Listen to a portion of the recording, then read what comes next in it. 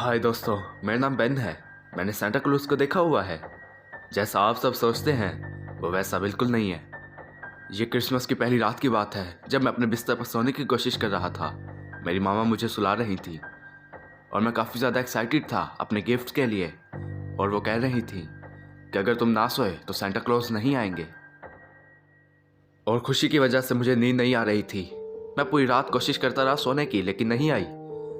और फिर मुझे एक आवाज़ सुनाई दी और मुझे लगा कि शायद सांता क्लॉज आए होंगे अपनी सफ़ेद दाढ़ी के साथ और रेड कॉस्ट्यूम में। मैंने बाहर जाने का फैसला किया कि आखिर वो आवाज़ कहाँ से आई थी।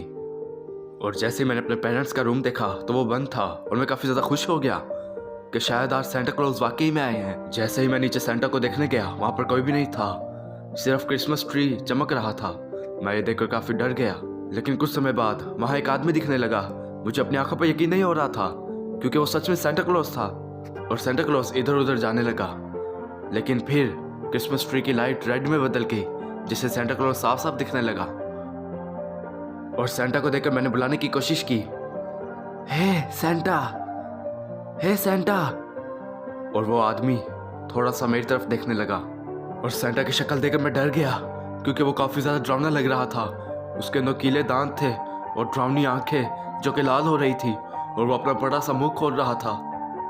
उस आदमी को देखकर मैं डर के मारे कांप रहा था, लेकिन अचानक से सांता गुस्से में आ गया और वो गुस्से से मेरी तरफ देखने लगा।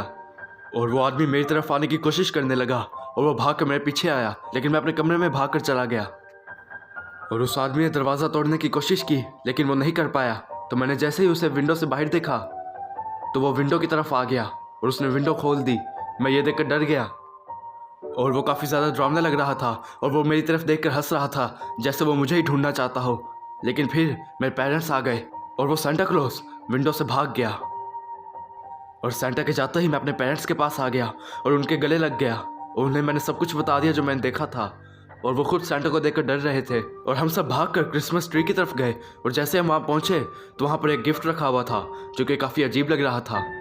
और जैसे मेरी मॉम ने उस गिफ्ट को खोला तो उन्होंने डर के मारे उसे नीचे फेंक दिया और उसमें लिखा हुआ था, मैं तुमसे अगले साल मिलूंगा। और इस तरह क्रिसमस की रात मेरे लिए एक डरावना सपना बन गई।